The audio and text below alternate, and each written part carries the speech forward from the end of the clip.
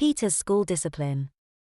The following doesn't relate to any specific incident, it just explains how boys and girls, naughty enough to be reported to the headmistress at my primary school, were punished back in the 1970s. When I was at primary school, spankings for the most part were given by the headmistress, though the occasional smack on the bottom would sometimes be given in class. These kind of smacks were not that common, however, anyone reported to the headmistress or unlucky enough to be caught in the corridor, if sent out from class, was dearly summoned to be dealt with in the lunch break. This was bad enough if you got into trouble in the morning, but if you were in trouble in the afternoon, the situation was compounded by an anxious wait until the following day for your punishment.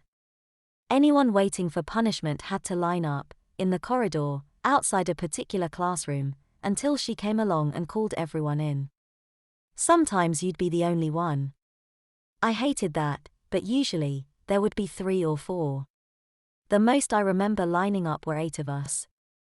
I can't remember why there were so many, but can only assume a group got into trouble. Whilst boys were the worst offenders, girls certainly weren't exempt. When in the classroom you lined up against the wall and listened to a general telling off. You were then called out, one at a time, to explain the specific transgression.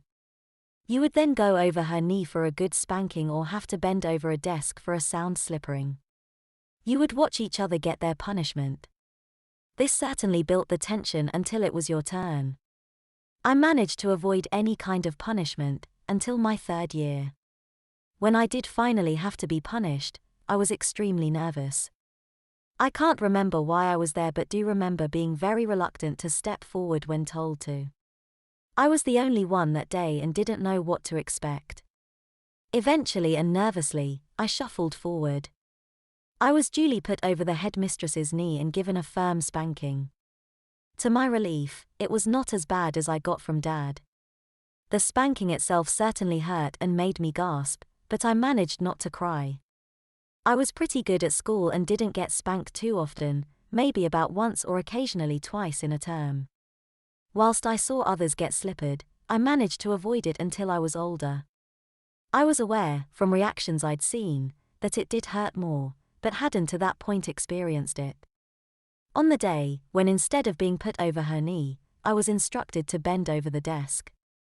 I remember my stomach tightening.